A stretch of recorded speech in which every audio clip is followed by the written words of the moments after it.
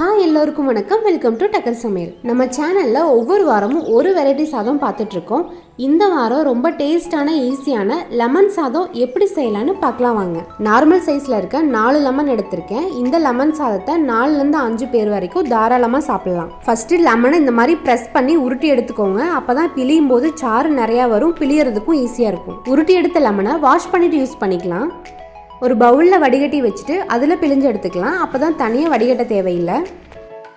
இந்த மாதிரி வடிகட்டிலே ப்ரெஸ் பண்ணி பிழிஞ்சு எடுத்துக்கோங்க. உங்ககிட்ட லெமன் பிழியர் இருந்துச்சுன்னா அதையவே யூஸ் பண்ணிக்கோங்க. ஆனால் ஜல்லடையில் பிழியும் போது சாறு கொஞ்சம் நிறையா வரும். 4 எலுமிச்சையுமே பிழிஞ்சு சாறு எடுத்தாச்சு. அடுத்து சின்ன சைஸில் இருக்க ஒரு துண்டு இஞ்சி, 4 பல்லு பூண்டு எடுத்து அரைச்சி எடுத்துக்கலாம். லெமன் சாதத்துக்கு இஞ்சி பூண்டு விழுத இந்த மாதிரி அம்மிக்கல்ல அரைச்சி சேர்த்திங்கன்னா அதோட ஃப்ளேவர் ரொம்பவே சூப்பராக இருக்கும். சாதம் சூடாக இருக்கும் போதே கொஞ்சமாக நல்லெண்ணெய் ஊற்றி கிளறி வச்சுக்கோங்க. அப்போ தான் லெமன் சாதம் பொழு பொழுன்னு வரும். இல்லைன்னா சாதம் வடிக்கும் போது கொஞ்சமாக நல்லெண்ணெய் ஊற்றி வடிச்சு எடுத்துக்கோங்க. அடுத்து எலுமிச்சை சாறு பண்ணுறதுக்கு பேன் சூடானதும் தாராளமாக நல்லெண்ணெய் ஊற்றிக்கோங்க. எண்ணெய் சூடானதும் கடுகு உளுந்தம்பருப்பு 1 ஸ்பூன் சேர்த்துக்கோங்க. கடுகு பொரிஞ்சதும் 1/4 டீஸ்பூன் ஜீரகம், 2 ஸ்பூன் கடலைப்பருப்பு சேர்த்துக்கலாம். கடலைப்பருப்பு பொன்னிறமாக வறுபட்டதும் இது கூடவே 5 குண்டு மிளகாய் சேர்த்துக்கோங்க. கருவேப்பிலை 2 கொத்து சேர்த்துக்கலாம். பச்சை மிளகாய் சின்ன சைஸில் இருந்துச்சுன்னா 4, பெருசாக இருந்துச்சுன்னா 3 சேர்த்துக்கோங்க. பச்சை மிளகாய் லைட்டாக வதங்கினதும் 1 ஸ்பூன் இஞ்சி பூண்டு விழுது சேர்த்துக்கோங்க. இஞ்சி பூண்டோட பச்சை வாசம் போகிற வரைக்கும் கிளறி விட்டுக்கோங்க.